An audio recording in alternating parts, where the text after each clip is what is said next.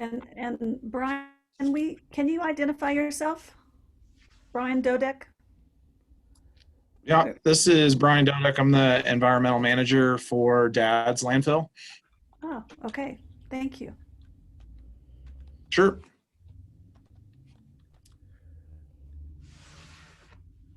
Okay, we're recording. You recording?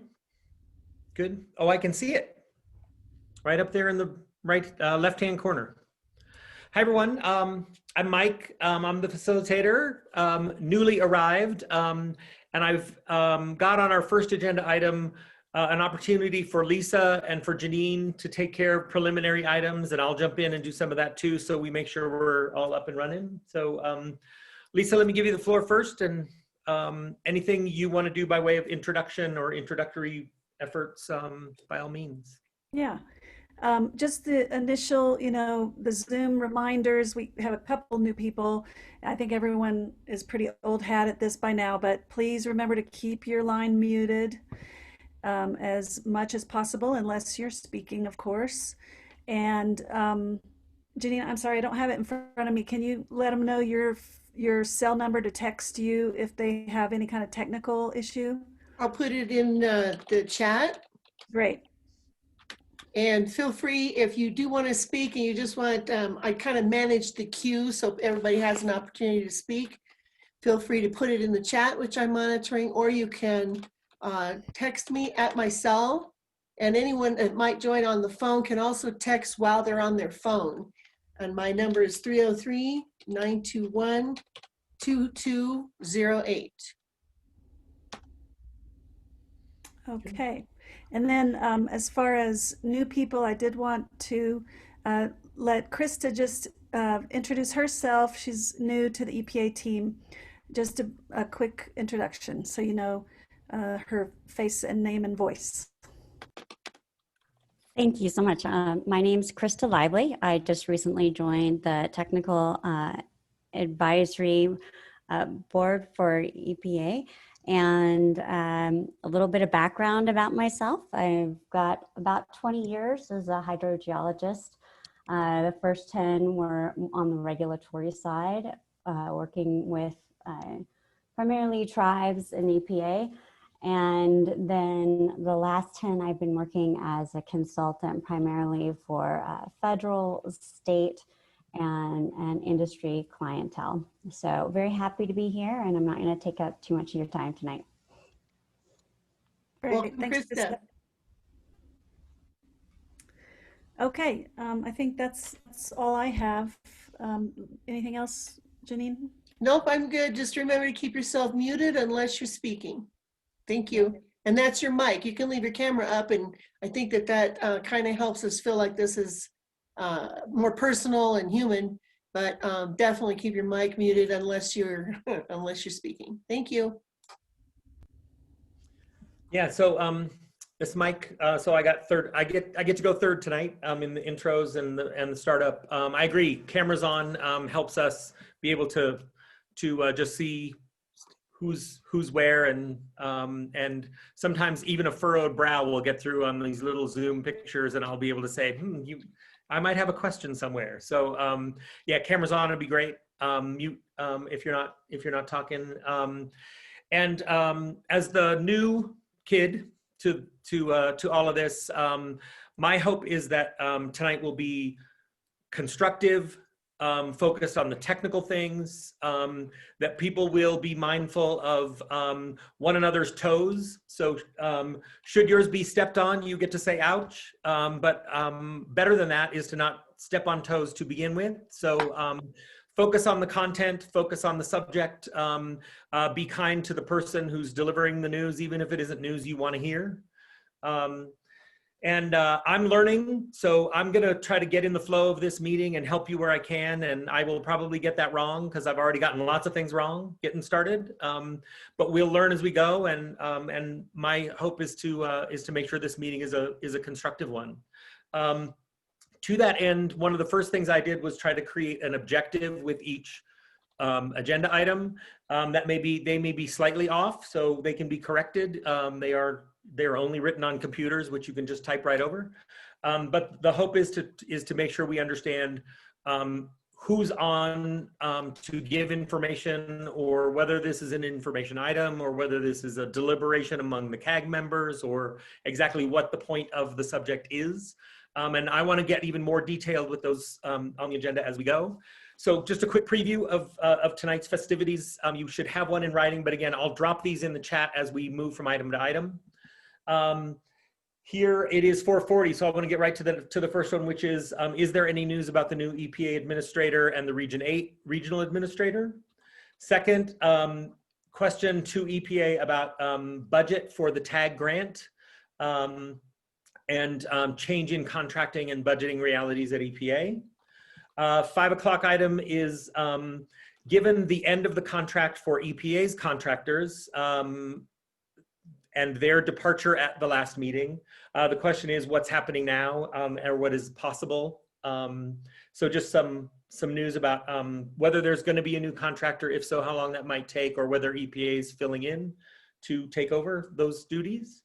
The CAG wanted to make sure that all of the participants in this meeting are aware of a series of communication, a letter of thanks to Mike Kaufman, Mayor of Aurora, a state letter to the CAG clarifying information that went to a council person. So we'll just make sure you're all aware of those. That's a quick informational item. Then some more meatier items, 520, guidance from EPA on recent document transfer to the CAG. So a lot of documents came out October, November, December, and they're just looking for a bit of a roadmap through that list of documents so they can spend their time wisely. There was a subject, and I reviewed your December meeting on YouTube, and so there was some questions about freezing applicable and irrelevant appropriate requirements, or ARARs, and how that relates to other regulatory, other regulations in which standards evolve. And so how do those things marry? So again, that's a request from the CAG for information from EPA. And then lastly, the 6 o'clock item is a CAG discussion about written information that has come from EPA in response to a TAG document. So CAG discussion and then some clarification, if possible, from EPA. And we adjourn at 6:30. So if something immensely pressing has come up since that agenda just went out, this is a time to add it or to correct our current agenda in any way. All good? Okay, thank you all. So let's just start with whether there is any news from EPA about the identities of the new EPA administrator in DC or the Region 8 regional administrator.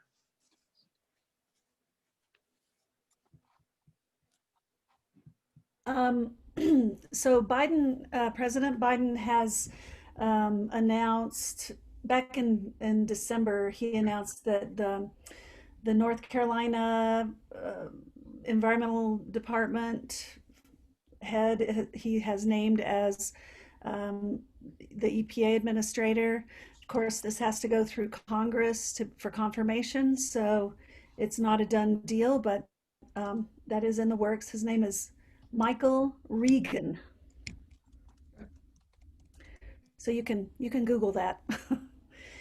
And then as far as the regional administrator, that has not been named yet. Normally would not happen until after the administrator is named and confirmed. So that can last anywhere from a few months to a year and a half. So we don't know the regional administrator yet. Currently, Deb Thomas is the acting regional administrator. What was the last name for the national director? Regan, R-E-G-A-N. Okay. It really isn't Ronald Reagan's son, huh? I don't think so. Different Michael Regan, I bet. Okay, ready for the next one? So EPA grant and TAG grant status. So again, this one's back to EPA for some news about funding.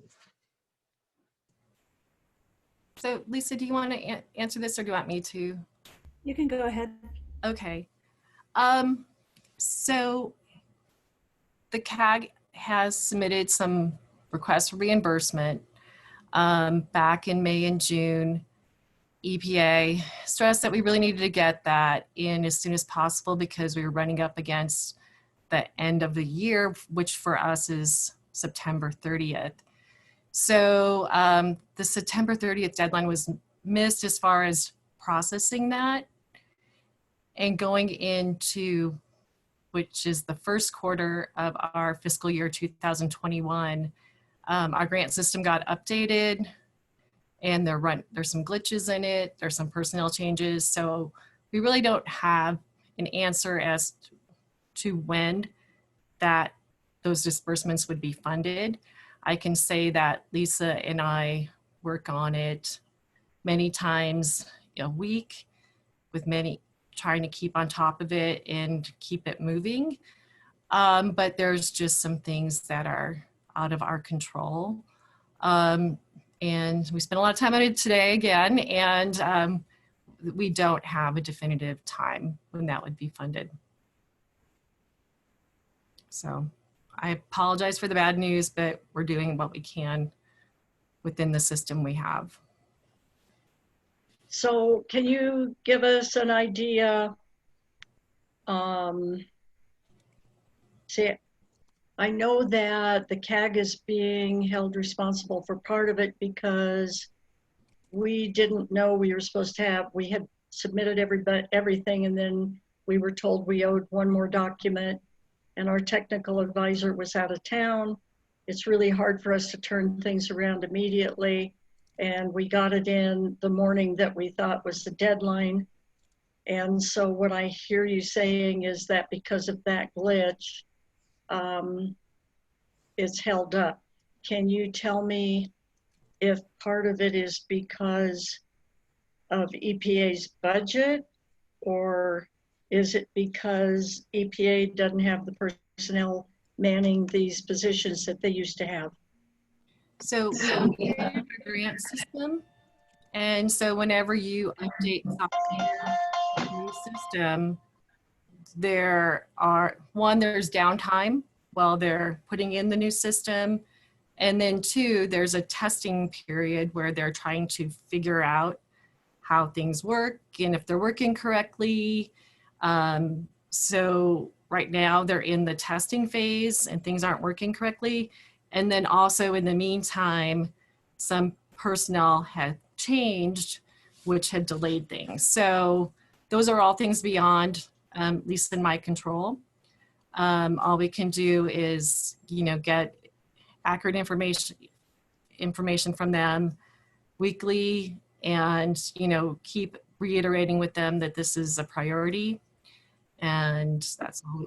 So by not getting everything processed by the end of September, it put us into this new, where the system's not up and running and we can't get your thing processed, so. So Linda, Okay. as you said, you all stay on it. And so we can just keep, as you have news, just keep a regular update running, just so people know if you still don't know anything new or if there's any update. Mm-hmm. Good? Well, not really. I have a Not comment. good, but This is John Barber. I have a comment. Yeah. We submitted this in May, and it's now January, so I don't think we need to say any more about how frustrated we are because it's ridiculous.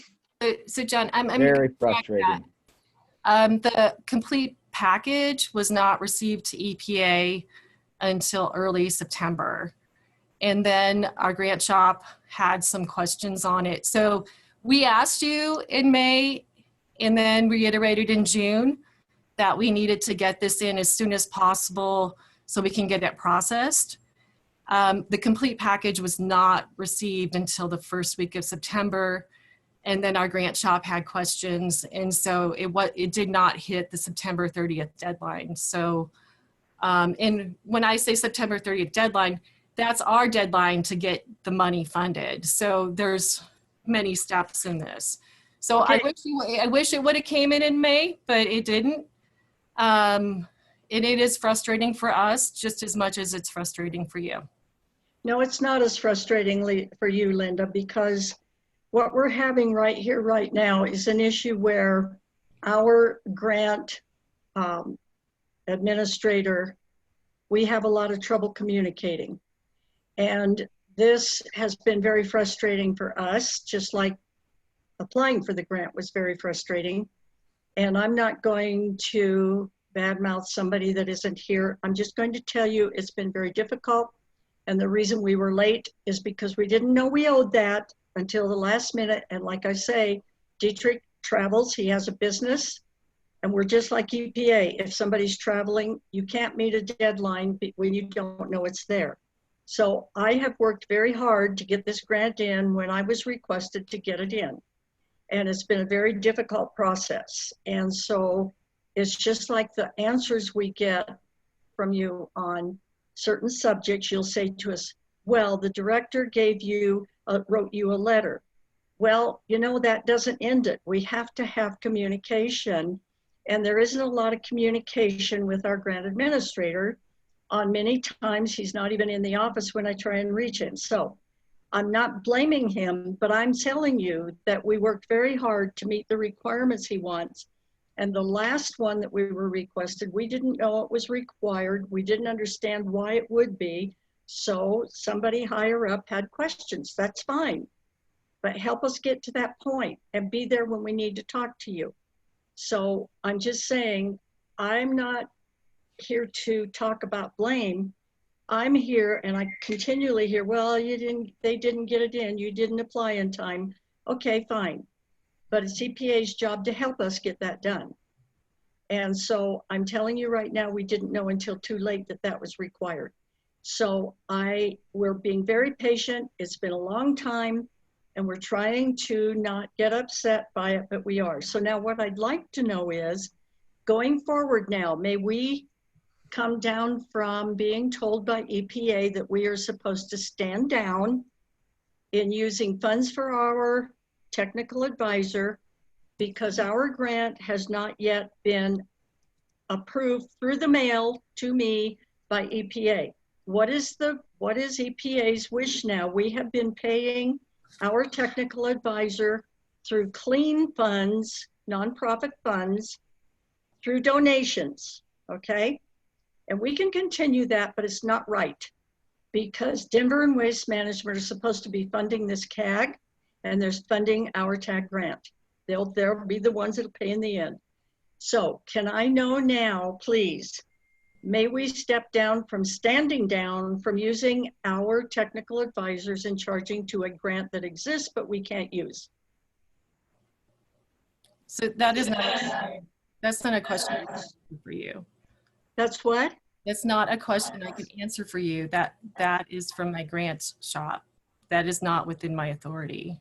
It was Region 8 that told us to stand down on using grant funds to pay our technical advisor. It was Region 8. Right. So I can pass that request on to the grant shop, but I do not have the authority to answer that question one way or the other. Well, as I said earlier, you know, EPA should be helping us get to our goals because that's your role. And we would like that to be a little bit more clear road before us. If you could think about those things, we'd appreciate it. Because this is supposed to be happening under CERCLA and the ROD and Superfund and all this other stuff. And it doesn't look like it's benefiting our group that much right now. I'd like to add to that. This is John Barber. I'd like to add to that when there's an item on the agenda and there's not an answer, it would be great if Linda could get the right people on the call to help us get the answer down the road in the future. Yeah. I think you understand that, but that's helpful if we can get the answer so we just don't feel dogged all the time. Right. And so this agenda, these questions came out 2 days ago. So very little time for EPA to prepare. Yeah, I understand that. And I'm sorry to interrupt, but the question's been hanging out there for a long time, not just 2 days ago. It's just frustrating that that it just takes so long to get answers. And then when we come to a meeting, even like this, that seems to be spontaneous, but we don't feel it is, we get answers like this, then we have to wait at least another month before we get anything. Like I said, Lisa and I have been working on this for a long time, and almost every other day we're in contact with the grant shop trying to get some information. So it's we are trying to help. I know it doesn't seem like that, but And if I can, the specific action item here at the end is that the question is whether whether any spending against the tag grant can happen in this period where there is this uncertainty, and that's what Linda is going to ask the grants administrator, whether any additional funds can be expended starting now. Do I have that right? I think that's right. I think from my point that is right. However, I'm not sure where EPA stands. I know that there's a number of people that would like to see the CAG end. I don't know if this is just an effort in that direction. I just don't know. But we really believe that somehow or another, somebody from EPA, maybe at headquarters in DC, I don't know, should be able to tell us what we can and cannot do at this point in time. This has been a long time. We've been having fundraisers for 4 months now. And I don't mind that. That's okay. It's worth it. And the people that are funding us and the people that contribute, they care very much. And so that's a good thing.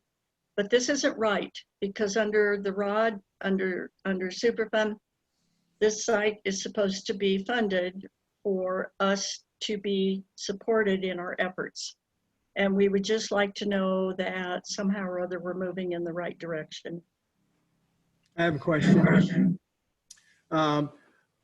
It sounds like, Lisa, it sounds like, Linda, that we are not the only grantors that have this problem, due to the fact that the team that's redoing the computer system, paying system, racking system, is not getting their job done on time.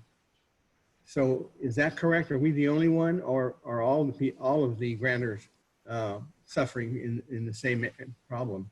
no, it's nationwide. It's a nationwide system, and yeah. Okay.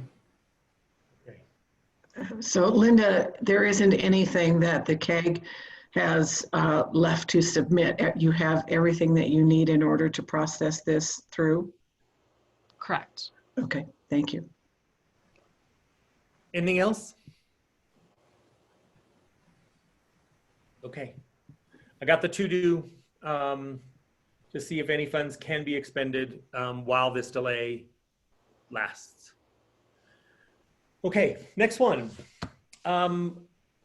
Also in the, you don't have this at the moment, the technical consultant that EPA was working with, their contract is ended. So again, Linda, the question is, do you have plans to replace them? Is that possible? How is EPA taking up the slack on the technical work in between? So just a picture of where you stand.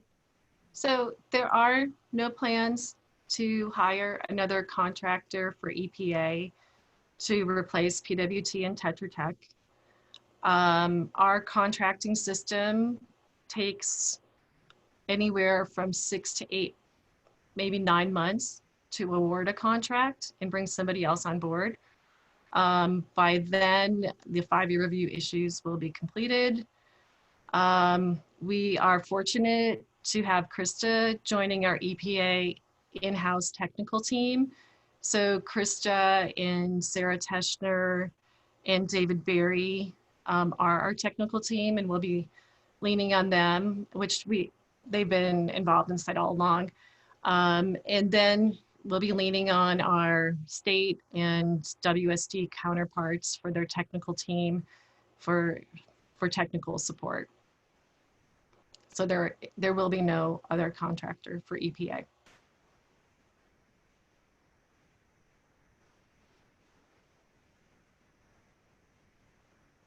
That's all I have.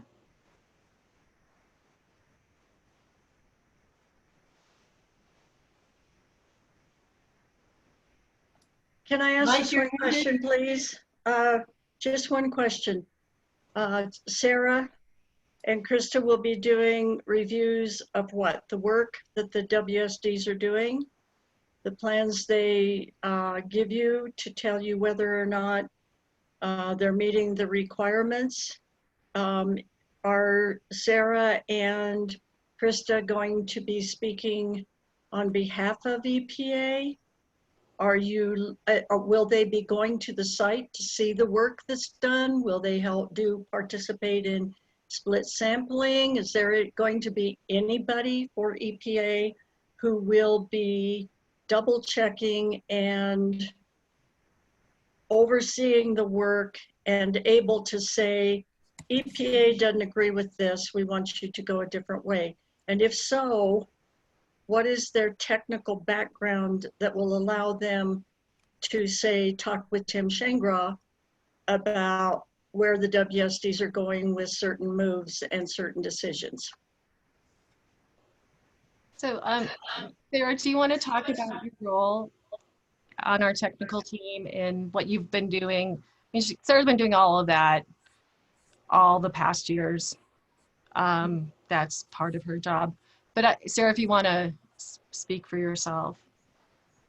Yeah, and I imagine Bonnie might ask this for the greater group because obviously she's, you know, seen me present on behalf of EPA, and so I'm sure the question is not just for herself. But first of all, what qualification? So I have a master's of science in hydrogeology, and I've worked specifically on this site since just after the 5-year review came out in 2017. So I have been intricately involved in the path forward for addressing the 5-year review issues and working with CDPHE, EPA's contractors, and sort of working between the contractors, because you might remember, but with Tetra Tech, we sort of started with Jody, moved to Diane, and so I definitely worked with Diane through that transition. I do complete technical review of documents, work plans, and also a lot of behind the scenes meeting. We've discussed this before too, not only with our EPA team, but also with, there's a National Groundwater Forum where the hydrogeologists from the different regions and states are represented on it too, meet monthly, and we have a forum where we can ask technical questions. Through that forum, I've gotten technical experts on a number of different issues for Lowry, just to ensure that we're moving in the right direction. More recently, you probably had heard from Diane more often, as with a lot of these documents, I was heavily involved in a lot of the forefront work. And so when it came time to do some of the more recent editorial reviews or remaining technical reviews of remaining technical issues, she had slightly fresher eyes, so she kind of took the lead there. Krista, we're bringing on board because it is a big, complicated site with large, complicated documents, and it helps to have a number of different perspectives, viewpoints, and backgrounds looking at the same material. Krista, I think you might have already done this at the last CAG meeting, but if not, or even if so, do you want to go through your background in hydrogeology, contaminant transport, remediation? Yeah, I mean, absolutely. I could give that a go. As I said at the beginning of the meeting, I've got 20 years experience, close to 20 years experience as a hydrogeologist, and have been working for the last 10 years, like I said, as a contractor. The first 10 were on the regulatory side. The last 10 years, however, and on the regulatory side, I did oversight for the tribes with contractors and oil and gas industry, specifically on the reservation and development, and large contaminant plumes there, primarily DNAPLs, dense non-aqueous phase liquids, and their transport, and what that meant to the community, and strive to keep the community safe and clean up the environment. And then after that, moved to the consulting side, where I had a chance to work on a number of Superfund sites, both for states and for federal agencies. And so I've had quite a lot of experience on those sites. I've got extensive field experience. I've trained people in collection, including running trainings for EPA on sampling protocols. So I feel like I've definitely got the technical background should anything come up. I should have started with, I have a master's degree also in hydrogeology quite some time ago, but the experience, I think, with geologists is something that counts for quite a lot when you're dealing with these situations. And I guess if you have any questions, I'd be happy to answer them regarding my background. I don't have any complaint with either one of your backgrounds. What I have a complaint with is experience and knowledge of the site, and who do you get your guidance from when you're doing these studies that you've been doing? Who is it that you work with that teaches you about this site? Because it's very old, it's very complex. And I'm going to say right now that we have been very disappointed in the past 3 or 4 meetings. When we ask about the separation layer, we're getting 2 or 3 different answers. And it's our valued opinion that nobody at EPA really understands the separation layer. And at times it's caused so much confusion out there that when we presented before Aurora City Council, they challenged us on whether or not there were 2 aquifers involved. And so we had to stand up for that. I'm saying right now that the separation layer issue is not the only thing we're very concerned about. And if you want history about the site, if you want to know technical issues about the site, where do you go to learn? Who is your mentor? And that's our concern. I don't see anybody from EPA, like when CH2M Hill was the contractor for before the 2005 consent decree. CH2M Hill went to the site and they had their own opinions, and they would come to the meetings and they would talk about what's going on and give their opinion on behalf of EPA. We don't get that anymore, and we're just very concerned. So I'm not questioning either one of your abilities or background or credentials, nothing like that. But we don't feel that this site is well understood by the people who are making decisions at EPA. And that's our concern. Bonnie, this is John Barber, and Bonnie, I'd like to add to what Bonnie said is that that historically we have registered complaints that what Bonnie's saying is the EPA had their own opinion and came with their own opinion. What we have experienced in the last few years is EPA, Tri-County Health, Colorado, if the city of Aurora is engaged, whatever, the technical people all go behind the curtain. We're not invited. And then they come out with a collaborative statement sometimes, but sometimes confusing. But the bottom line is we don't participate, nor do we feel EPA has their own opinion. That's what it seems like. This is Tom. And maybe a solution would be is you would allow us to come to your monthly meetings as observers. And if you wanted to ask questions about history, not our opinion or what we think is going on, but history, Bonnie, I guarantee, has been there since before it was a Superfund site and can help you with that. And besides that help, I think also, if you allow us to come to your technical meetings just as observers, and I don't want to interfere, you may get some more trust from us as we see the process going along.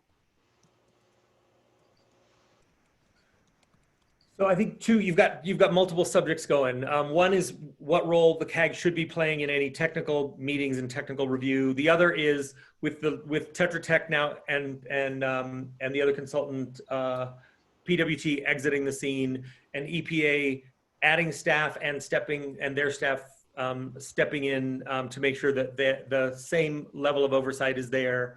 I also heard then this third thing with this, which is with this departure, you've lost a separate voice of a consulting firm that could have their own take, their own view, that sort of thing. So I think those, you kind of got three things running. So EPA, last thoughts from you about, again, the any gap left by Tetra Tech and your in your ability to have Krista as an addition and your existing staff who've been working on this site while Tetra Tech was here, being able to kind of step up and make sure that there's no loss there.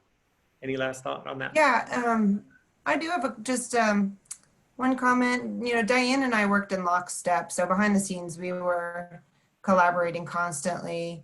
I see that as being a completely seamless transition out, although a loss of a great technical expert and one gained. So, and also I'm still working with Diane on other sites, you know, though we can't have her work directly on Lowry. Sometimes, you know, if I have a question like, hey, do you remember where this document is? Or, you know, she's not completely gone from my picture. So there's some continuity there too. Okay. So just so I'm clear, this is Margie. Bonnie asked the question, who are your mentors? Who are you going to go to if you have questions about the site? And I'm just hearing Sarah say, potentially somebody who's no longer on the site. Is there another answer to that question, or was that it? Yeah, that was a different question. That was the question about continuity with the loss of contractor. I would say the question about looking for information about something in the past of the site, the first place we certainly go to is the record.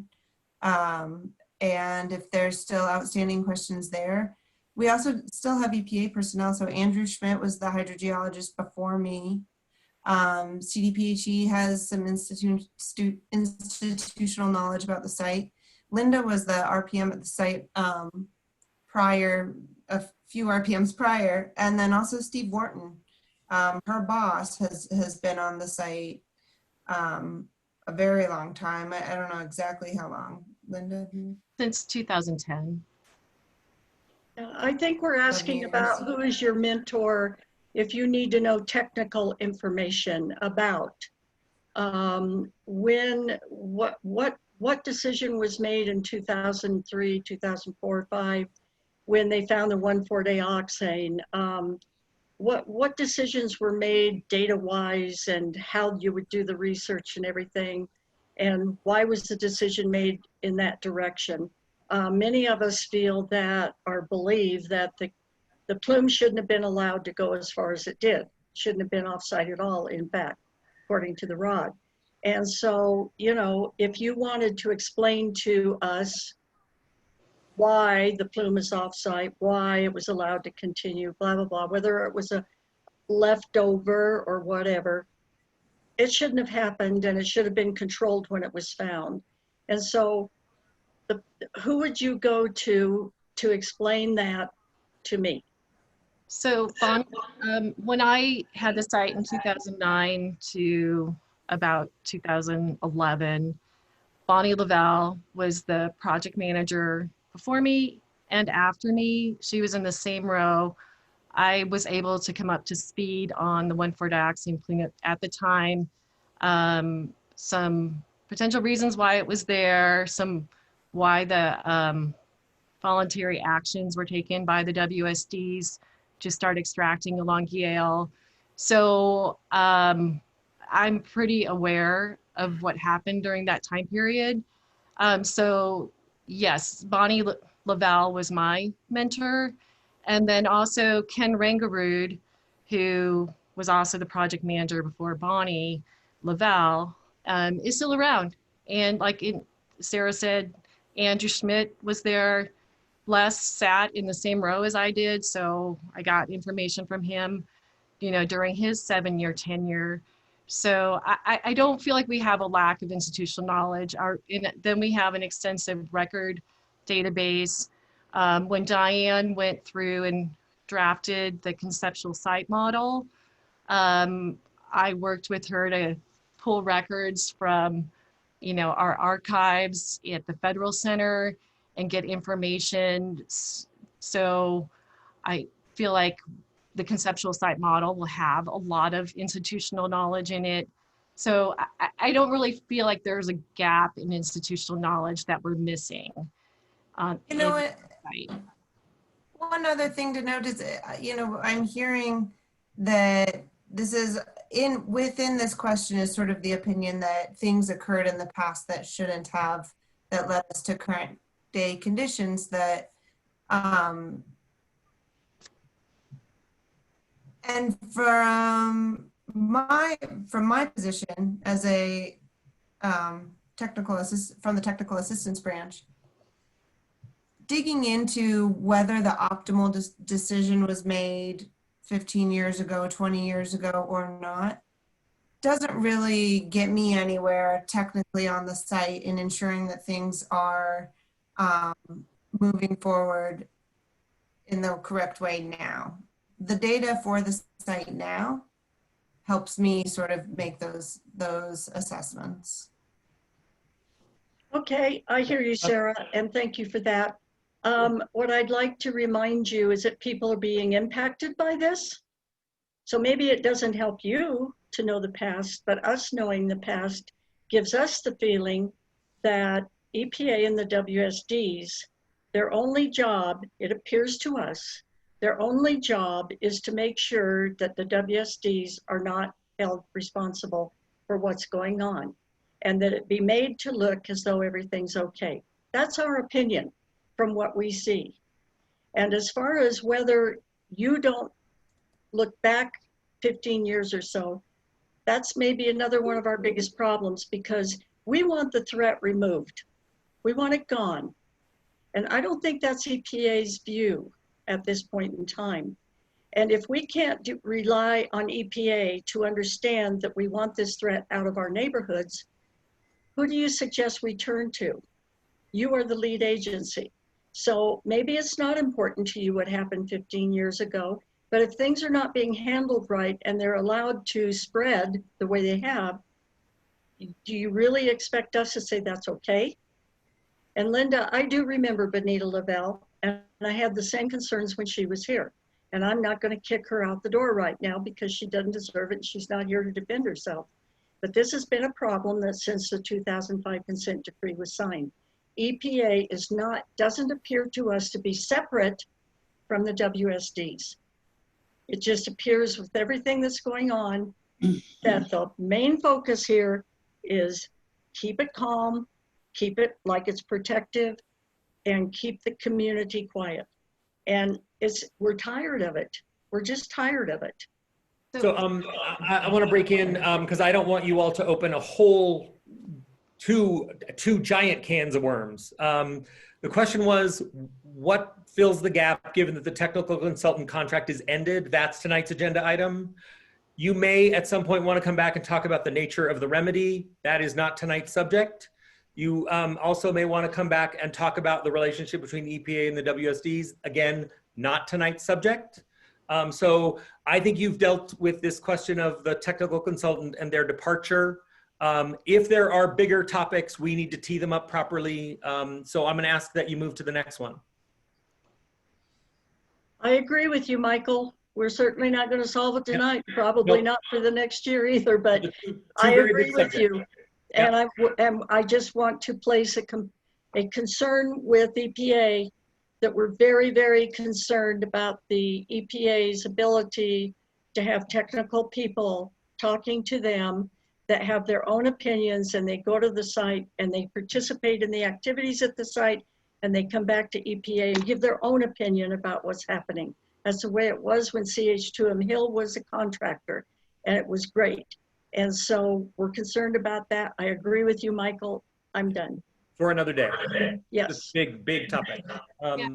Yeah, Linda, last thought. You know, EPA technical experts are there because they want to help human health in the environment. And there's industry standards and protocols and Superfund processes and guidance and people in headquarters that we talk to. So our experts are experts, and it kind of pains me that you try to discredit my EPA staff. And this has been going on for a long time, and it is not right.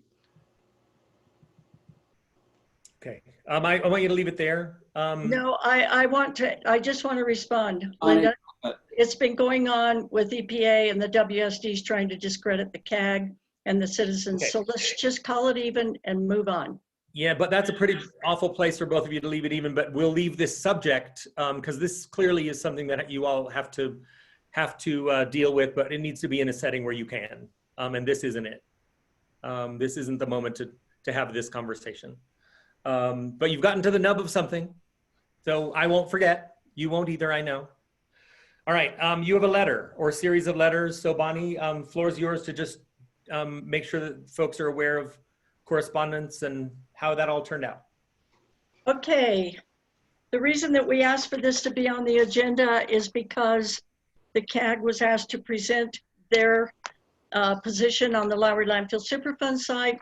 I'm sure there were people listening that we don't know about, so I'm sorry if it's redundant for you, but we wanted to report to you that the reason we agreed to go is we were asked by Councilwoman Nicole Johnston and Mayor Michael Kaufman to come and give our concerns about the Lowry Landfill Superfund site. And we were very gratified to have it happen because we haven't been asked before in 40 years. And for 40 years, we've had a lot of different entities trying to say to everybody that citizens groups are not, you can't believe them. They're out there telling stories about offsite contamination, but everything's really okay. And this gave us an opportunity to talk to City Council because for years, City Council has been saying at public hearings that, well, if nobody's drinking the water, why are you concerned? Or if my constituents aren't drinking the water, I'm not concerned. And they gave the impression they did not know that the water that is flowing around the homes in Murphy Creek and flowing in the areas where people like myself have well water, that water that has been contaminated. Well, we were very fortunate at the meeting after we were asked to give a historical breakdown on what has happened at Lowry Landfill and what our concerns are and why. And we were able to do that. And at the end of the meeting, some of the questions that were asked were very clearly from people who are believing what somebody who is maybe tied to the site in some way wants other people to believe, which is nobody's drinking the water. And so we decided that when Councilman Juan Marcano said that he had talked with the state in May, I think he said it was, and he was told that only one aquifer is impacted. That gives you a picture of how serious this really is, this back and forth and this discrediting of people, especially the community. And so because Juan Marcano said that he had talked to the state and that the state said there's only one aquifer involved, and then Francois Bergen, Councilwoman Bergen, she said to me, Bonnie, are you saying more than one aquifer is involved? And I said, yes. And she said, well, that's not the information we have. And so that was when we decided to talk with the state, and I'm very glad we did. And Colleen Bresnahan was gracious enough to say, yes, I'll be happy to tell you what we told Councilman Marcano. As far as I'm concerned, Councilman Marcano got confused. It's an easy thing to do because he didn't understand the Dawson ends at a certain point and the Denver takes over in the area and that the Denver has been impacted. And so this is what's been said to developers and realtors and everybody for years. So anyway, that's only one of the issues that was done. We want to thank Colleen because she wrote a very clear letter and she sent it out to everybody that just tells the facts as I think that they should be told. And then I wanted to tell you that there were some other issues that the council was very much against. One of them was residential well testing. Francois Bergen has said many times, why do I care about people who are in well water if they're not my constituents? Those things hurt, you know, because public health is public health. And so we want to thank, we wrote a letter to thank Mayor Kaufman for letting us come and discuss this with them. And he stated at the meeting that he thinks it's only right and important if people are concerned about their well water. And he thinks that it should, he was of the opinion that we should get those wells tested, just so we know. That's the first time we've had a mayor of the city of Aurora express any concern or any support for people outside city of Aurora borders. That's important, folks. So then we listed the Murphy Creek residents, and we wanted to thank them for allowing us to clarify our concerns. And those people are drinking city water, but they gather data from the groundwater and from Murphy Creek, and under the law, they're not required to report any chemicals of interest or chemicals of concern if it's found below federal or state standards. However, if there are chemicals of concern or interest carried in the groundwater plume, and if some pumps which are found in the majority of Murphy Creek's homes do pull the water into homes, any volatiles in the water can be emitted into the air and carried through the house via air ducts. We brought this up and we thanked the Mayor Kaufman and Nicole Johnston, councilwoman, because people don't want to hear this. And now we're hearing the only thing in the water is 1,4-dioxane. But the group has been discussing the effects of synergism. And we know there are more chemicals in the water other than just 1,4-dioxane. And nobody has taken any account into what the synergistic effects of these chemicals once they join forces. Many of them can become worse when they are in combination with other chemicals. And so we thanked Mayor Kaufman and Nicole Johnston for allowing us to bring this concern up. We have a summary of Dr. Berry's no environmental or health risk conclusions.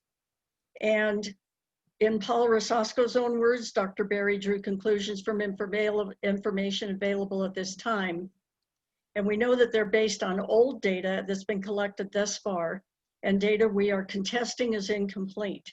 And we thanked Mayor Kaufman and Councilwoman Nicole Johnston for allowing us to bring this subject up, because we believe EPA is using this risk assessment as a way to say things are protective at the site. And we just don't believe, considering synergism and many other issues of a risk assessment, that we have 138 million gallons of chemicals back on Section 6 or the Lowry Landfill Superfund site, and nobody's including any of those chemicals. Nobody knows for sure if any of those chemicals have breached or in the groundwater right now. No one knows for sure. You don't test every day. So we thank them again for allowing us to let that become known to City Council. And then Council Member Gruber portrayed the Community Advisory Group as a special interest group. And we were able to explain through thanking Kaufman and Nicole Johnston, this is not an accurate statement, and in fact, the opposite is the case. The CAG has never sought any special advantages, as do special interest groups. It's not for profit, and its members are community volunteers who devoted considerable amount of time each month, usually more than 30 hours, to reading EPA and CDPHE reports. Our technical advisor is paid from a technical advisor grant, and recently from contributions from the community, which was awarded to the CAG by the EPA. We discuss these reports with our technical advisor, and he assists us in our understanding of these densely technical and complex matters. We also actively participate in the monthly meetings with EPA, CDPHE, Tri-County Health, Arapahoe County, and City of Aurora. Our goal is similar to the goals of previous community groups on the topic of Lowry Landfill, to ensure best of our ability, the Superfund site does not currently, nor will it likely in the future, threaten the health of surrounding community and the water, surface groundwater, and the aquifers that is precious to our semi-arid region. And we were very grateful to hear support for that position. And so the thing is that we felt gratified that the State Health Department was willing to clarify what they said to Juan Marcano, Councilman Marcano, when he came in for the meeting. We believe that Councilman Marcano misunderstood. It's a tough site to understand. And when they say, well, the aquifers up there, there are 4 of them. The topmost one is totally contaminated. The second one is contaminated too, and ends at a certain point, but what is in that aquifer dumps into the Denver aquifer. So these were all things that we were able to explain, and thank you to Colleen Bresnahan for just giving a simple answer of what the truth is of where the aquifers end and begin and how confusing it can be, so that for once this community had an opportunity to talk to City Council and bring up issues that were very important to us and to clarify some that have not been easy to clarify over the years. So that's why I wanted to share this. Not all of you could participate in that work session, and we did appreciate it, and we're planning on having more work sessions with other entities. Bonnie, I'd like to just a comment here before we close on this topic. Congressman or Councilman Gruber, at the very end of all this, took a very assertive stand, and this is what the meeting closed with, at least in my memory. Look, thanks for coming to present to us, but we will go with what the professionals say. We don't think you know what you're talking about. You're not professional, especially regarding the contamination of the aquifers. We're going to go with what the professionals say. Thank you for your time. That is how that meeting ended, and that was not the truth, and that was very frustrating. And we put all that work together, and it was negated at the very end in that way. That was very frustrating. Okay. Other comments on this, on the briefing with City Council and the letters that followed? Okay. Your next item is documents have been transferred of late in the last handful of months. And so my understanding is that the CAG is looking for some sense of direction or priority from the staff at EPA as they begin to dig through or continue to work through the documents that they have in hand. So again, let me give the floor to the staff from EPA, and you can talk about priority areas of focus as you see them and in documents that the CAG has recently received and will be receiving. So, I mean, I'm going to ask Bonnie for clarification on this, because I know that you submitted a work plan as part of the technical assistance grant, and it seemed like it had, well, not seemed like, it does have very clear tasks on there. So are you asking for something different than what you have in your work plan? Or because the CAG is its own entity, and you decide what you review and look at. It's really not for EPA to tell you what to do. Okay, that's fair. Our work plan, we plan on going along with what our work plan says, but we need EPA's guidance on what you want us to do when new things come up that EPA is proposing. And we didn't know what was going to happen when we wrote our work plan. So how do you suggest we handle that? And the second thing is, there was a big document dump last month, and EPA is supposed to make sure the community gets a chance to review and comment on things. And it sounds as though what you're saying is that if it's not in our work plan, that your obligation to allow us to comment it negates that obligation. Is that so? I think there's a couple things in that. So yeah, the work plan is based on the 5-year review issues. And so that's what we're all talking about and working towards resolving those 5-year review issues. The second part, I'm not really, so when you're talking about documents that were released, I mean, are you talking about the North End monitoring plan, the North End investigation report, the risk assessment, like, I'm not quite sure what you're saying document down. Oh, really? That means. Well, you know, you're always telling me that I received an EPA letter. You received a letter, an email from us asking about the documents that were dumped and asking why they were released without us being able to review them and at least give a brief comment. And so you have that list. I can go through my pile here and tell you which documents they are, but I do think that that was pretty clear when we sent that email asking about them, and then you gave a response. The upgraded waste management plan was one. I'm gonna have to go back here. Okay, so what you're talking about is October, right? Not December. Not what? You're talking about the documents that came out in October and not Yes. December. Okay, Yes. that's where I was unclear. So I did write a letter on November Yes. Yep. 17th, and I did explain in there several things. And so in the community involvement plan, there's 3 categories of feedback. And so EPA are providing input. So it's our official public comment period that we have for when we list or delist a site, when we have proposed plans that come out for various things. That is mandated by law.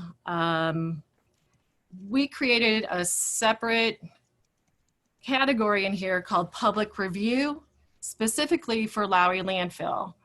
And so there will be some documents that, and they have happened in the past, where there's a 30-day public review period. So the North End investigation report was one of those documents that went out for public review. And your group provided us written comments, and then we went through those comments, incorporated some into the document, and then gave you responses of the ones that weren't. That's the public review process. And then the third one is feedback. So any document, anything that you would like to provide feedback to EPA, we're always welcome to it. And you can always send that to Lisa. So, I mean, that's all outlined in that letter that I sent. Well, and what our concerns were outlined in our letter. So let's get past that and say this. What we'd like to know right now is, what do you think is the most important thing for the community to be focusing on? Is it the conceptual site model? Now that hasn't been out yet. And when do you plan to have it out? And let's talk about, is that the one we should be focusing on? Is there something that you're going to be making a decision on pretty soon that might impact us? Could we talk about that?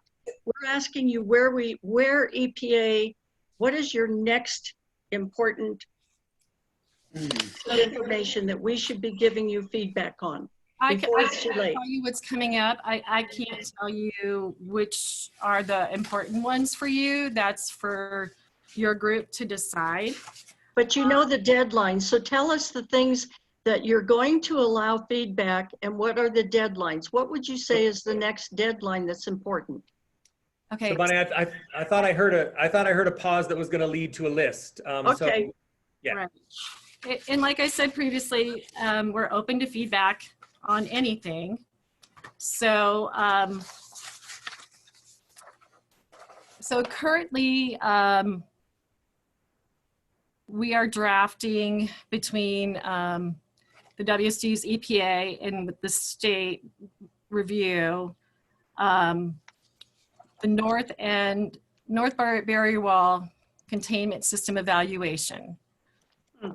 That one probably won't be ready for a couple months for review. There's a couple effectiveness evaluations that will be coming out hopefully in the next month. For the perimeter slurry wall is one of them. And then the other effectiveness evaluation is for the North Toe Extraction System, North End, and MW38. Okay. So those will be for public feedback. And we will have a 5-year review addendum coming out in the next couple weeks. So you can read that and provide us some feedback on that. And additionally, the conceptual site model should be coming out in the next couple months. And then that will have that public review period on that. So we have some things coming out. I don't know exact dates, but I'm sure they're all things that you would want to look at and decide which you'd like to provide feedback, comments, and they can just be sent to Lisa McLean Vanderpool at EPA. Okay, that's good information. Will you will you be providing that list for us to look to watch for, or should we just wait for you to put them out and send them to us? What's your suggestion? Well, I normally do slide I'm going to put the list in the meeting summary. Okay, that's excellent. Thank you, Mike. Yeah, because normally I do site updates at the beginning of these meetings, but EPA wasn't part of the agenda, so creation. So here they are. And if you could kindly add to that list clarification regarding which ones you're accepting public comment on, which ones are where that 30-day comment period would be relevant. That would be really helpful. Thank you. Okay, thank you. Okay, more on this subject? So I will, because I know I don't type as fast as I need to, I'll just check in with the staff at EPA, make sure I have the list and all the words that went with that description from Linda, and then it'll go in the meeting summary and you'll have that in short order. And I'll add the comment period that's associated with each of those. So, more? That's good. And I could watch the CAG meeting again, huh? Watch it on There you YouTube. go. I can go back to the tape and get it. That's right. I'll make sure that that the right stuff goes in, or that a complete list of what you just heard goes in the meeting summary, and that'll get to you. Good, thank you. Yep. More?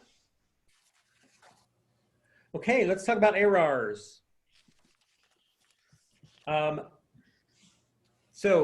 This is a question about the freezing the ARRs at the date of the ROD, but having other regulatory standards in motion, and how does all that how is all of that reconciled? Again, I have I threw, after a 3-day holiday, this topic at EPA, and they've had a couple of days with it. So Linda, don't know how far you can go, or if this one is going to require some more thought, but floor is yours for how these things intersect. Okay, so I'm going to refer back again to that November 17th letter.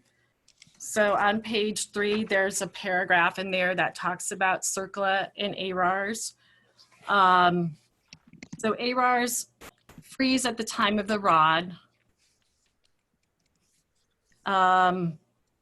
And I can show you the documents where that comes from. So maybe I should get some clarification, like what the question truly is, because you probably know this already. And so let me make sure I'm answering what your questions are. So maybe you should ask your question first.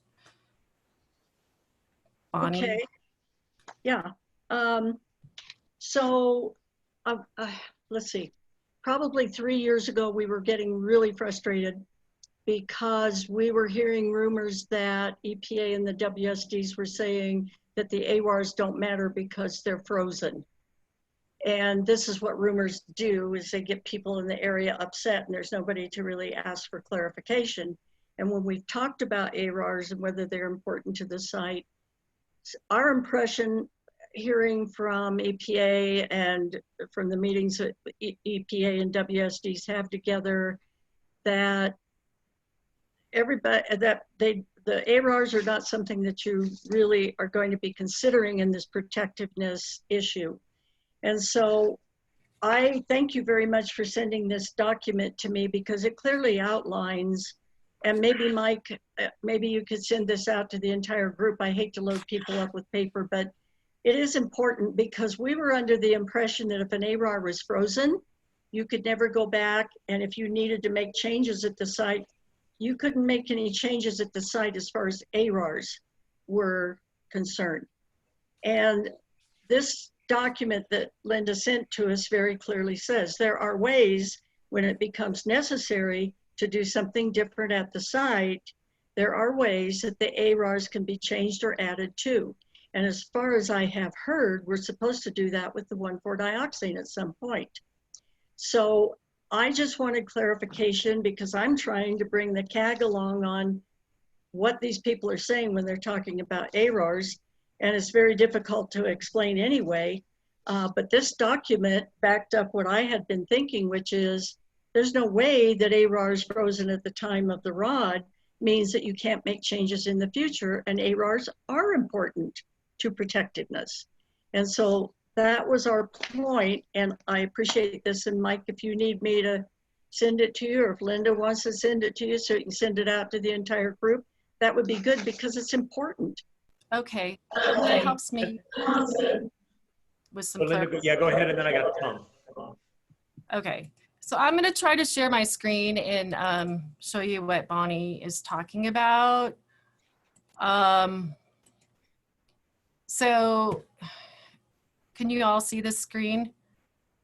Okay, so when Congress creates laws, you know, they put it out for public comment and it comes back, and part of it is a preamble. And this is what Bonnie had showed you as part of a preamble to the law. And so some of the comments were, you know, if we have a standard and it keeps changing, how are we gonna finish our cleanup? And so they addressed that, you know, once a ROD is signed and a remedy is chosen, EPA will not reopen that decision unless the new or modified requirements call into question the protectiveness of the selected remedy. EPA believes it is necessary to freeze ARRs when a ROD is signed rather than at the initiation of remedial action because, you know, continually changing to accommodate would be disruptive. So that's like the rationale why they chose to freeze the ARRs at the ROD. And so this preamble is part of, and let me see if this goes hand in hand with the final rule. And this is the is that showing on your screen, the final rule? Okay, so the final rule is the actual wording of the law, but the preamble explains like why we got there and what that means.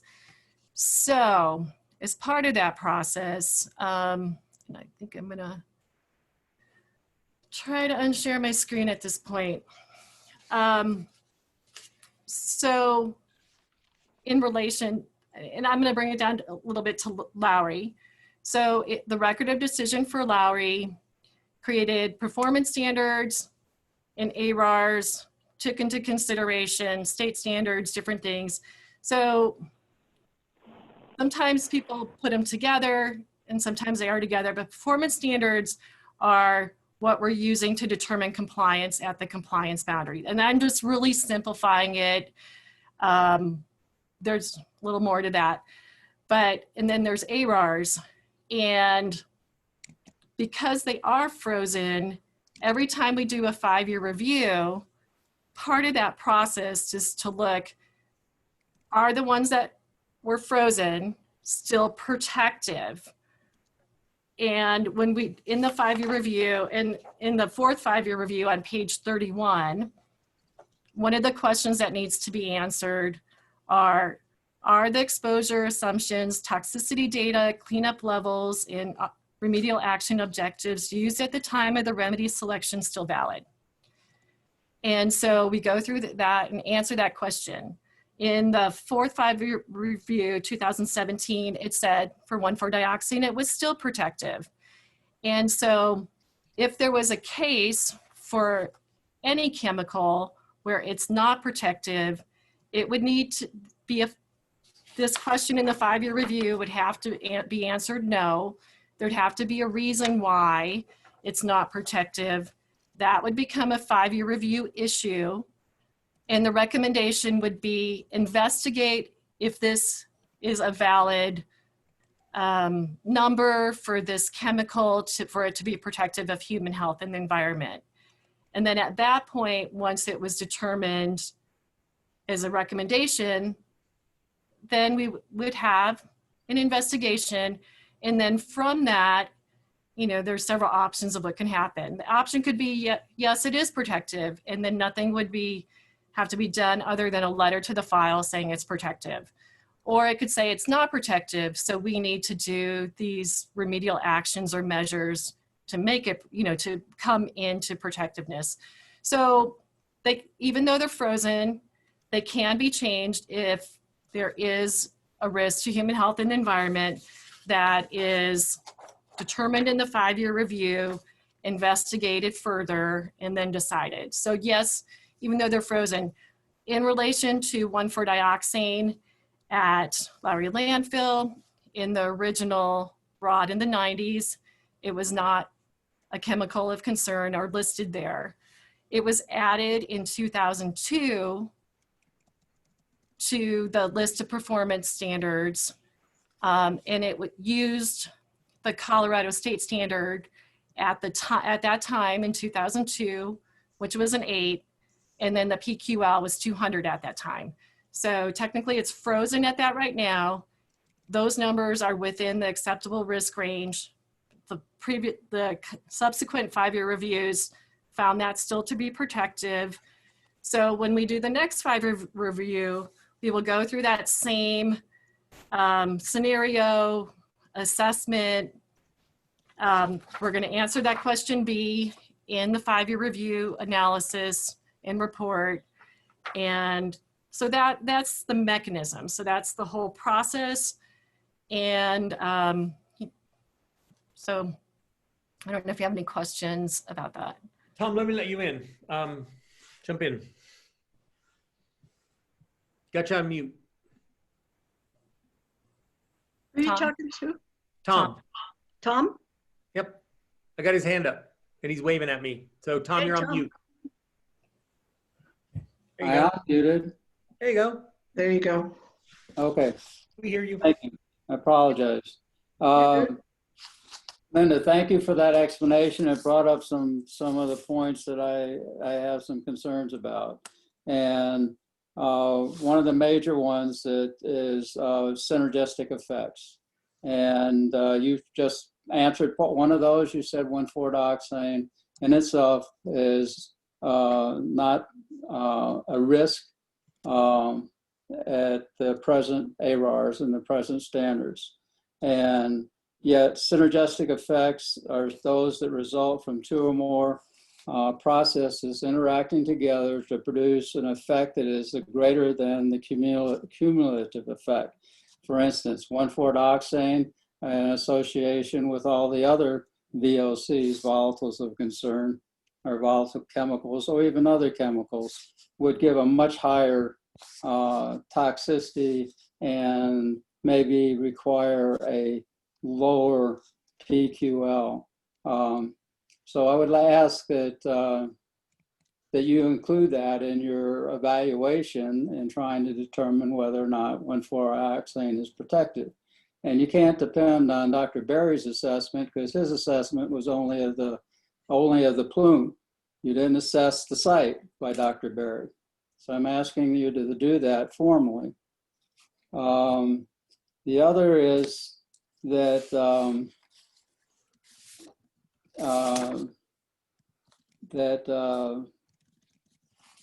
in reviewing those documents you sent us, which they helped a lot, the on-site assessment of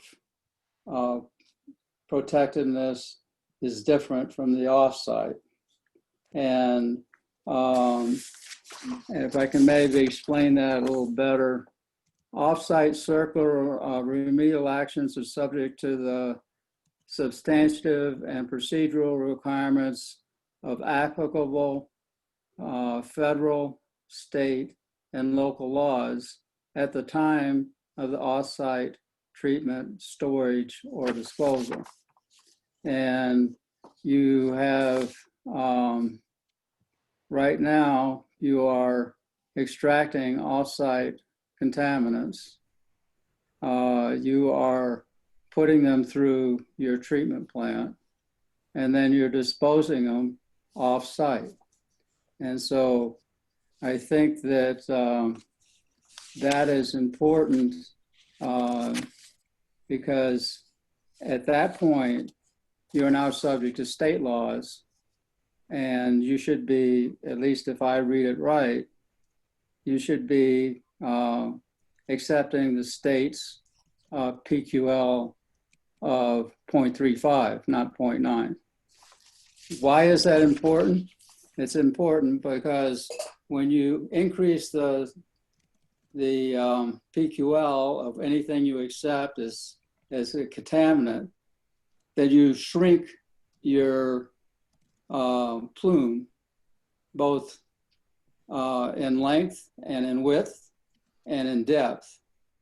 And if you had a PQL and you were accepting or you were accepting 0.35 instead of 0.9, that plume would be extending into Murphy Creek. That plume would maybe extending down into groundwater, which you say it doesn't extend into now. And so I think that that's a major consideration. And so I'd like to ask for a response on that too. Thank you. So I'm going to ask Tim Shangra to kind of chime in a little bit on here because your source of the offsite substantive is that, what is this source of that information? That's the one that you circled in orange, the Federal Register, Volume 55, number 45, Tuesday, March 8th, 1990, Rules and Regulations. So in the page, I think it's a B758. Okay. And it maybe, I have to check in and make sure I'm understanding. So, so you're saying that they're extracting the 1,4-dioxane and removing it and taking it off-site for disposal? I'm saying yes. What they're doing is they're taking 1,4-dioxane out from Area 31, and they're bringing it to the treatment plant in Area 6, and then it's being disposed into the Aurora disposal system. No, it's actually being treated at the water treatment plant, and that's why I wanted Tim to. It's treated, but then after treatment, it's being disposed at a higher level than 0.35. So I'll try to clarify that, Tom. The POTW that wastewater is discharged to. Well, first of all, as you know, the on-site water treatment plant pre-treats to a pre-treatment standard that is given to us by Metro. And then that standard is based on what their plant can treat as well as basically dilution through the plant. But their effluent limitation is the 0.35. You're correct, going into the South Platte River. Okay, but so they can't exceed that. But that doesn't mean that our wastewater from Lowry is reaching the South Platte River at the concentration that we're discharging to Metro. Does that help? And the same thing with the Sand Creek reuse facility. So when water is diverted to Sand Creek plant, it has discharge limitations as well. Tim, do you mind if I have some clarification? Sure.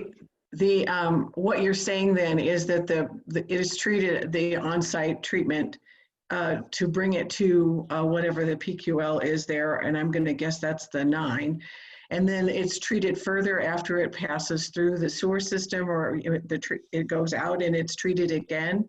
Is that to bring it to 3.5? Is that correct? Well, yeah, partially correct. Our discharge limit is not 0.9; it's higher than that. Okay. But the additional treatment that's provided by the POTWs that's limited to what their discharge standard, what their discharge limit is in their permit, Okay. which is going to be surface water limits, so 0.35. Okay, and the water goes then into the South Platte River, is that my understanding? The Metro plant discharges to the South Platte River, correct? Okay, thank you. Hey, Tim, this is Dave. Could you just briefly provide the numbers for what our current 1,4-dioxane permit limit is and what our effluent concentration is currently? Yeah, so sure, Dave. Our permit limit is based on a mass number per day. And I'd have to look at, what the mass value is. I don't know what it is offhand, but I can tell you that our discharge concentrations are in the 20 to maybe 40 micrograms per liter range, which is way lower than what we are allowed to discharge on a mass base, grams per day base type thing. So, yeah, I mean, we're coming in at on the order of, say, 1,500 micrograms per liter in some of the waste streams, and we're discharging at about, like say, 20 to 40 micrograms per liter. Actually, currently, Tim, we're about 15 ppb. Okay. Thank you. Yep. And then, Tom, as far as your question about synergistic effects and how a risk assessor would look at that, and as far as 1,4-dioxane is the contaminant that's in the plume, we don't have any evidence that there's other chemicals affecting that. But we have Tom Simmons on the line, David Berry, and Steve Wharton used to be a risk assessor. So if any of you three could maybe talk about how risk assessors look at synergetic effects just in general. I'm separating the plume from the site. At the site, their synergistic effects are very possible, and yet you don't accept the state standards of 0.35 at the site. They're talking about the site. Okay, and so I think that the conceptual site model will provide some insight to some of that, but I'll still open it up to the risk assessors and see what their thoughts are on that.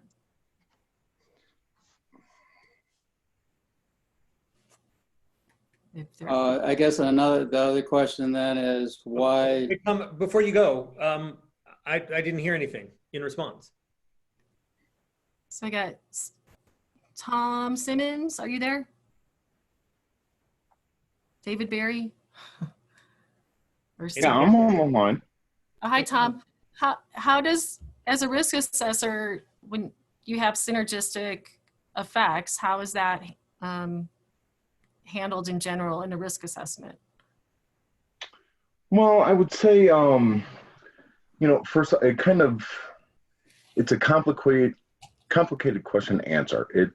But there's also, in addition to synergistic effects, there's also potentially antagonistic effects. So there's times where, exposure to multiple compounds, it can negate some of the potential health effects as well. But we do, in risk assessment, we do this multiple different ways. And, it could be either through simple addition of the doses with the hazard quotients with the compounds of concern, or adding up the cancer risk. It really kind of depends on the contaminants of concern that we're looking at. So just off the cuff, it's not a super clear and easy answer to state, but I mean, it's certainly something that's considered. Can you give us some documentation of what was considered? Yeah, I have not really looked at anything further than the north end risks. So David, do you have any comments or anything for on-site contaminants? As far as I know, I have not seen any literature that provides any data with regards to synergistic effects between 1,4-dioxane and say the chlorinated, volatile chlorinated compounds that are at the Lowry site. And if you look at the data for the north boundary plume, there's only, I think it's 1,2-DCA that's detected in a monitoring well right there at the boundary of the landfill site. I think that's at Yale. And then nothing in between, all the way up to Mississippi.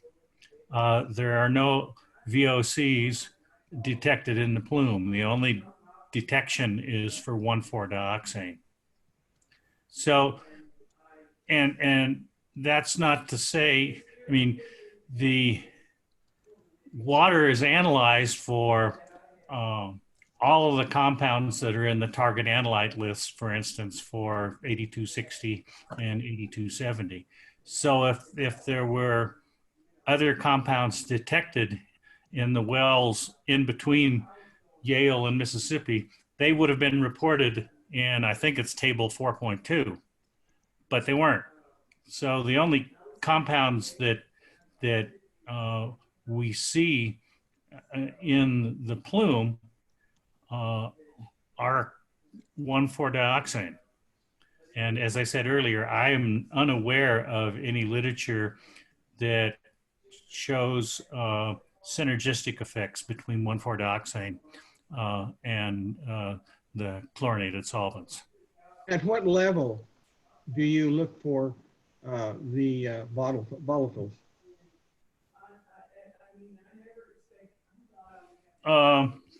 You talking about the detection limits? Detection limit, 0.15. No, yeah, they're less than 0.1. They're less than 0.1. All of them? Except depends. I mean, most of your VOCs are like, you know, well, 0.1 to 0.5.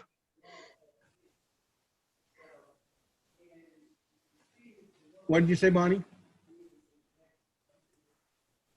TCE? I'd have to look at the analytical list to tell you specifically. So what we're saying is there's no chemicals of concern that have been found at a level of 0.15. They're all below that. So actually they don't exist. If they're non-detected, that's correct. But that's what you call a non-detect. That's correct. Anything below 1.5, not above 1.5. That gets real confusing when you say, well, non-detect. The detection limit depends on the compound that you're analyzing for, and they may vary. Right. But we want to know the synergetic effect of the chemical that has been found, whether it's non-detect according to EP or not. That's what we're looking at, because they are there, but it's a very, very low concentration. So I want to break in. I got Bonnie's hand. Tom, I don't know if your hand is still up or if you just didn't lower it. But I want to call your attention to the time, and also to just have you observe this. You started with a conversation about how these things interact at a regulatory level, freezing the ARARs, additional standards, et cetera. You are now deeply into specific subjects about 1,4-dioxane, and no one was teed up for that conversation tonight. So I appreciate that you were willing to dive in and to give some explanation of those things, but we're gonna need to get you to your last agenda item. So, and again, if there is a substantive conversation to be had about 1,4-dioxane, we need to figure out when that happens and how to have it substantively and thoroughly. But this was a question about regulatory interaction, frozen ARARs. So any last thoughts? I want to pull you out of the detail. Not that you won't come back to it, because I think perhaps in some future agenda, you're going to have a long 1,4-dioxane conversation, as you have probably had before. So I'm sorry, Mark, but those, or Mike, those regulatory things that we're talking about very much related to 1,4-dioxane because that's where the original question came from. So this is all one topic, and I think we ought to continue it. Right. You just have one more topic and you got 20 minutes. So I'm just calling your attention to where you are. That's all. Okay, you're right on, and Tom, you're right on. But I do have some, I think, good news for most of you, because the final topic was supposed to be Dietrich, our technical advisor, joining in, and he had a client that needed his help, and somebody knocked down a power pole, and he's out watching helicopters raise the pole, which is far more fun than what we're doing, I think, but he can't get out of the field to come in and talk about the final subject. So if I could just, I'd like to move this off to the next meeting if we can, because Dietrich needs to give his perspective on this, and I can't do it well for him. But what I want to say about the subject that we're on right now is that the last meeting, when there was an acetone presentation, which took up a long time, and we didn't get to these subjects we're discussing tonight, acetone has been found at the site. And so we're concerned because since that presentation, it brought up to us, it reminded us that if there's more than one chemical involved in an area, and we're talking again about the Murphy Creek people who have some pumps in their basements, if we looked at some wells near the site, and we looked at wells near Murphy Creek, there's chemicals in those wells. There's different chemicals other than 1,4-dioxane. So the idea that we're talking about the plume only is very concerning. And if acetone is in there, and we know that it's been found in some of the wells, that's why she gave us that presentation. But in that presentation, she said, you shouldn't be afraid of acetone. You use it in your fingernails. Well, that's like you shouldn't be afraid of dioxane because you use it in your eye drops and your shampoo. Isn't that what we're always told? And so, but the point here is you have a mixture, because we've been looking at some of those wells, both near Lowry Landfill Superfund site and near the Murphy Creek subdivision. And we're finding that there's some wells that are pretty contaminated. And we want to talk about that in the future, because that's important to the people in Murphy Creek in particular right now. And it also points out that you're only investigating the plume, and we should be investigating in a wider area to see what's in that area and how the groundwater is being impacted. To say that it's protective because the plume says, it shouldn't be a final decision, because the plume is only indicative of what's happening running down Murphy Creek. But if the other wells outside of that Murphy Creek, if they have contaminants in them, doesn't that matter too when you do a risk assessment? And so that's where I'd like to leave that. Tom, I really appreciate what you're trying to bring up, and I do think we need to delve into that in the future, Michael, and we'd like to work with you on that for an agenda at some point. But the synergism is important. Yeah, and now that you've taken that 17 minutes back, you have it. So I don't have to cut you off if you're not going to do the last item. So well, Sonia has something to say. Great, Sonia, jump in. Hey, so I just have a couple quick questions. Are synergistic effects typically taken into account in the 5-year reviews specifically? And B, if not, can they be included if there is some indication of various chemicals that are known to interact synergistically?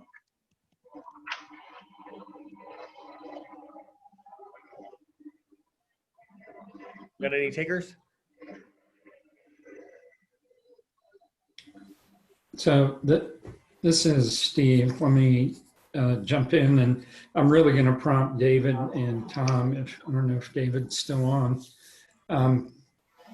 There is a process by which we look at synergism in the risk assessment process, and that's looking at chemicals that have a similar mode of action, and that can be on the same target organ within people, that's what we're talking about here, or through other known interactions, just on a chemical basis. So when we're and this all comes back to the protectiveness determination and looking at all the data, all the chemicals that are known to exist in a particular environmental medium, and more importantly, any of those chemicals that for which we've demonstrated there is a complete exposure pathway. And I just want to emphasize that last point, because if we cannot demonstrate there's a complete exposure pathway, then the number that we calculate is informative, but it is not a determining factor in terms of the protectiveness. We have to have that second part present or to be true in order to say it is or it is not protective. So I don't know, Tom or David, if you want to clarify. Yeah, you were talking about the exposure pathway. That has to do with the north, the north end plume.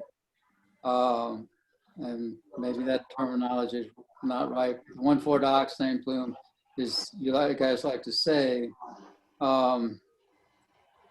but there's protectiveness also has to decide whether or not there are synergistic effects.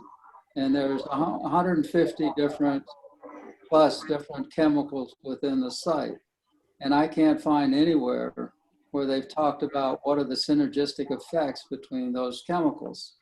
So then if they look at it, they may come down and say, hey, the level that we need to be measuring 1,4-dioxane is much lower than it is now. And and when they do that, if they do that, that means that that plume is just grown in size and extended into the Murphy Creek subdivision and is extended north of Mississippi Avenue. And I'm not sure how far down it extends. And that's it's an important point to figure out so that we know that we are evaluating even the north end plume in the right way and the right size.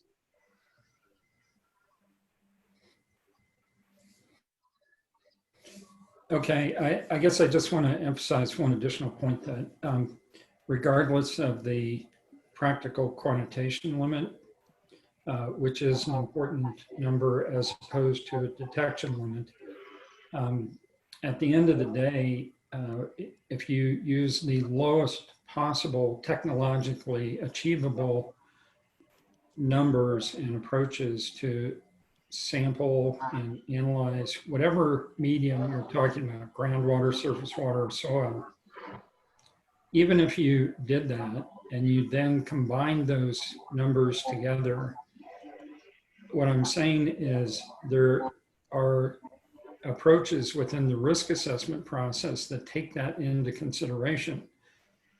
Even if you had those numbers, again, every possible contaminant, lowest possible quantitation limit, and you combine those together, it's still possible that we would end up at a number that we would still consider protective.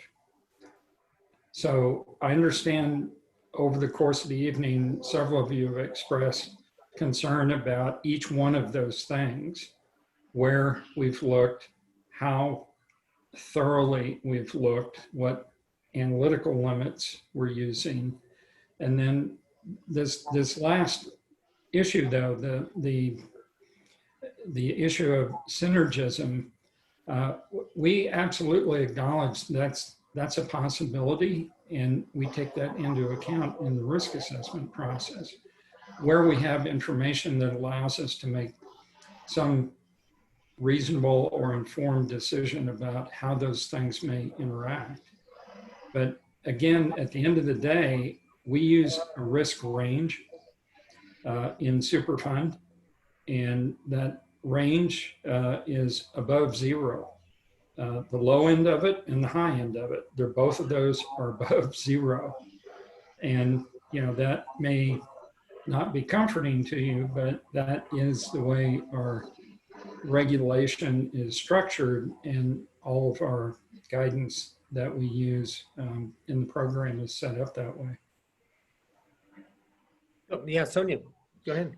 Hey, thank you. That was informative. I have another question. So in determining the chemicals of concern that then would be subsequently sampled, was synergism taken into account at that point when you had a total list of chemicals that were noted and then you wound it down to the chemicals of concern?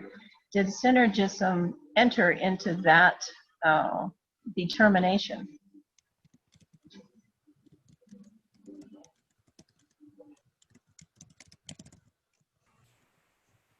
Linda, I don't know if you're, if you want to. So Tim Shangra and then Yeah. Jan's online. We've been working with the conceptual site model, and the conceptual site model goes through, you know, what would the risk be before the remedy features were put into place and what the risk was afterwards. So there's a lot of historical information in there. And so I don't know if Tim has. Well, yeah, I'm trying to understand the direction of this conversation. It sounds like we've got a question about off-site risk assessment and a question about on-site risk assessment. So let me try to understand, if I can understand the off-site question, and they both have to do with synergy. I think it just needs to be really clear that we didn't detect any VOCs off-site. We only detected 1,4-dioxane. So to the question of, well, what are the COCs? Well, the compound list is huge that we analyzed for, but we didn't detect any except for 1,4-dioxane. So I just need to make that clear. And then in terms of if you use the PQL for your compound, your default value in a synergistic analysis, I think what Steve just said is dead on. Even if you use the PQL in a synergistic evaluation, the risk is 0. Steve, correct me if I'm wrong. In terms of concentrations on site, yes, we do have VOCs, relatively high concentrations of VOCs on site. And I think those were probably used in the on-site risk assessment. And you know, the answer there was, if there isn't a completed exposure pathway, then there is no risk. And because of the remedy that's in place with regard to institutional controls, with regard to the containment remedy, there is no exposure. So there is no risk. Tom Simmons or Dave, you know, jump in if I'm heading in the wrong direction. But I think that's the take-home message.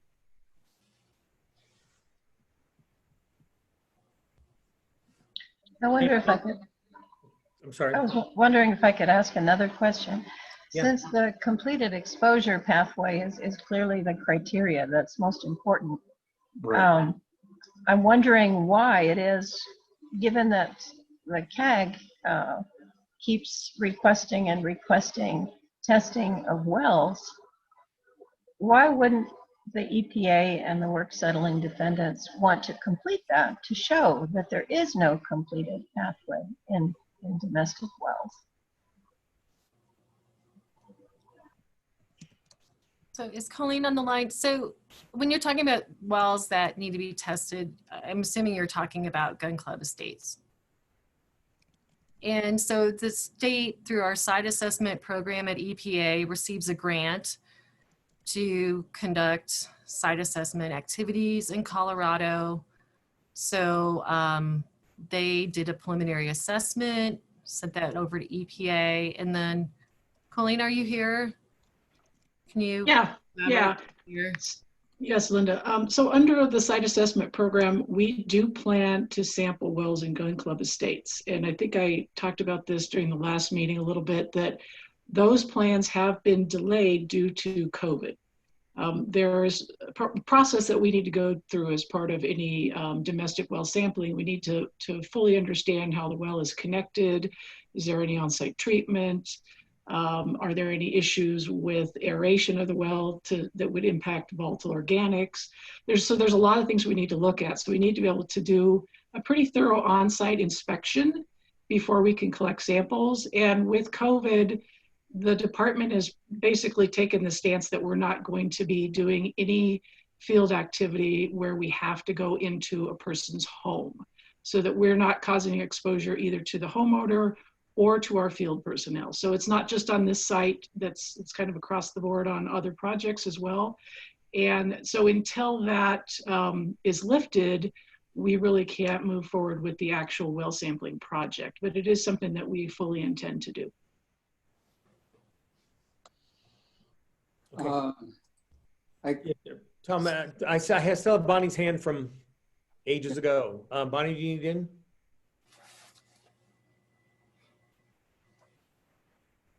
Thank you. Tom, I'll hurry. First, I want to let everybody on the CAG know that Tom Simmons is with CDPHE. Is that right, Tom?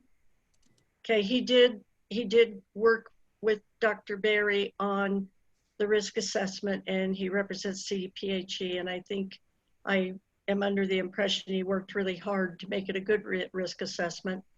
But I need to point out, while we're talking about risk assessment and synergism, that what we're talking about here is a cancer risk. And we just need all of you on this group to understand that that's very frustrating to all of us, because cancer is not the only thing that can happen to people that are exposed to chemicals. And I'm going to tell you my own personal experience was when Lowry Landfill still had open pits and the chemicals traveled in the air for miles. I wasn't drinking it, folks. I lived 3 miles from the site at that time on Mississippi and Coolidge. And I'm telling you right now that the first symptoms we had was my youngest son going into bronchial pneumonia with no fever. His lips would turn blue and I'd sit in an emergency room all night. The people that live down next to the site, the chemicals were so thick in the air that they had rashes. They could lick their lips and taste them. And I know that's not now, but I'm telling you, there are other effects that we're worried about if there's any kind of an effect coming into the sumps under people's homes or into our wells. But the people who live right below the site, their whole family, mother, father, they all had heart problems because of the chemicals in the air. I myself, my nose would hemorrhage quite often, and I'd have to go have it cauterized. And when we see doctors, nobody could figure out what the impact was. When we finally realized, because there was a truck that came at 2 o'clock, 3 o'clock in the morning, had no mufflers, woke us all up and drove out to the landfill and went in and dumped cyanide. Must have been a bunch, because if the wind was just right, I'm telling you, we literally fell out of bed trying to get out of the smell. It just shut our lungs down. So there's a lot of effects. And so when people say, why are you concerned about it? It won't give you cancer. It's because there are different effects from different chemicals. And if you have a synergistic effect, we're worried about that. And we do know from City of Aurora tests that there was 1,4-dioxane in the air under the gas station. And in the air, it can affect people. So we're also concerned about whatever those effects can be if it's pulled in to under homes into the sumps. And we haven't been able to get anybody to want to talk about the sumps in Murphy Creek and what that effect could be. So we're concerned about a lot of things, and I just need you to understand that cancer is not the only thing. But when you talk to us about a risk assessment, it's always, you won't get cancer. Okay, but we've got to worry about what's happening. And I'd like to bring up again that it's a very true fact that we've been going through and looking at some of the other wells from Lowry Landfill all the way north down past Murphy Creek. And there are VOCs in some wells there. And the last thing I'd like to bring up, please, is that the townhomes that disappeared from the maps, from the O&M report, townhomes are back in this report. And we believe that the plume is under those townhomes. And so is a risk assessment going to be done, including those townhomes?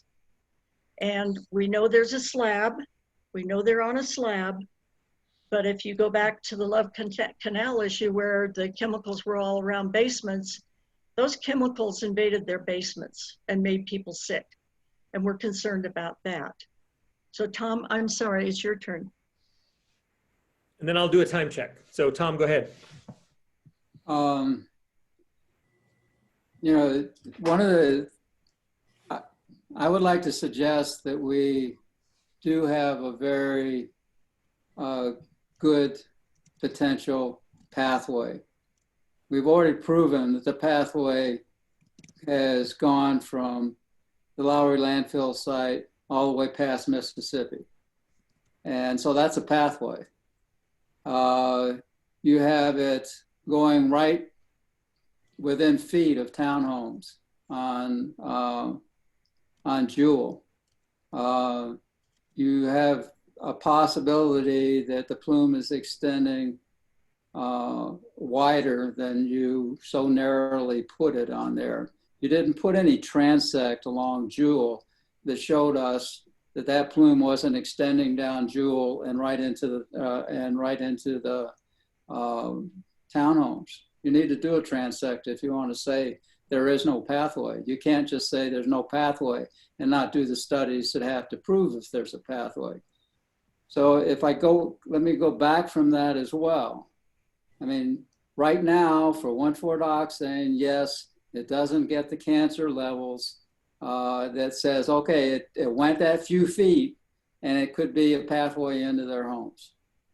It's not miles anymore, it's a few feet. And the other part of it is that please give us the discussion, all of the literature that show, or the paperwork that shows that there was a discussion that included synergistic pathways. Dr. Berry didn't mention synergism. We had mentioned it to him. Then he said he did mention it, but he never showed us how he actually considered it. So really, I think it's important that we start at the point. If there are synergistic activities in Lowry landfill, there is already a potential pathway for it to really get to homes. And we have 5 different areas in the Superfund site when chemicals or concerns are outside of the point of compliance. And so you can't say they're not getting out. And we can talk later about, how far they've gone and whether or not your monitoring wells are adequate and whether or not you have any sentinel wells to say that those plumes haven't gone any further, and why aren't your extraction wells inside the point of compliance to keep everything in there instead of putting all your extraction wells outside the point of compliance, or most of them. Or not, I shouldn't even say most, some of them. So I think it's important that we, first of all, know, does the Superfund site have any synergistic things going on? And don't just say, well, I think that they did, and they probably did, and it has to be part of the evaluation. Please show us the paper trail that shows what was evaluated and what they thought. Thank you. Okay, you're a little over time. I don't know if, Linda, you want to make a last? Yeah, I need to respond to a couple of things that Tom said. So I pulled up the risk assessment that was done and published September 2nd, 2020 as part of the North End investigation. So on page 8 of the risk assessment, there is a discussion about sumps and vapor intrusion and how they're not an issue for the townhouse. It doesn't specifically call it the townhouses, but the concentrations of 1,4-dioxane in the plume are not high enough for it to even be a vapor intrusion issue. And that was something that Dr. Berry and I talked about, where the townhouses were in relation to that. So that did happen, and it is documented in the risk assessment. So and then in previous CAG meetings, Sarah Teschner has talked about the different transcripts that were put into the plume and the delineation of where the plume was, the transects. And so we've had those conversations before too. So I don't want it to leave on it that those have not been talked about or addressed in the past. They have. So if you have more questions about them, which sounds like you do, we can talk about them again if you want, but there's some information in the risk assessment, page 8. And the state and EPA made a point of making sure that information was in there because we knew that it was of a concern to the community. Linda, can you tell me, was David Berry's entire risk assessment released to us, or did we just get the presentation? So on the North End investigation report, it's an appendices to it. Okay. So it's up on the EPA website. I think we put it under featured documents too. I think we broke out the risk assessment as a separate one, just so it's easier for people to find. Yeah. But we can certainly send that out to the group again. I mean, if it's on the EPA website, we can go to it. I don't remember seeing that section. Yep. And I don't remember a synergistic discussion at all. Well, this is the first time we're hearing you guys talk about synergenics. So yeah. Okay. So that's good. Thank you for that information. We'll take a look at it. And we've never mentioned any sump pumps under the townhomes. We're always talking about houses. We've never mentioned the townhomes. And we brought up the townhomes because they were left out of the last O&M report. The most recent one, they're back in. We're glad for that. And we do need to have a discussion. So thank you. That's a good explanation. And we'll go look on the EPA website. Okay. Okay. I have no close for this other than to say that the time is up. We have a lot of work to do to get a productive agenda for February, so you will be back together in another month. Last words, last thoughts, last announcements, last anythings? Janine, Lisa, Linda? Okay. Well, thanks everyone for attending. Back together in a month. Everybody be safe and well. That's right. Take care. Thanks. Thank you all. Thank you, Mike.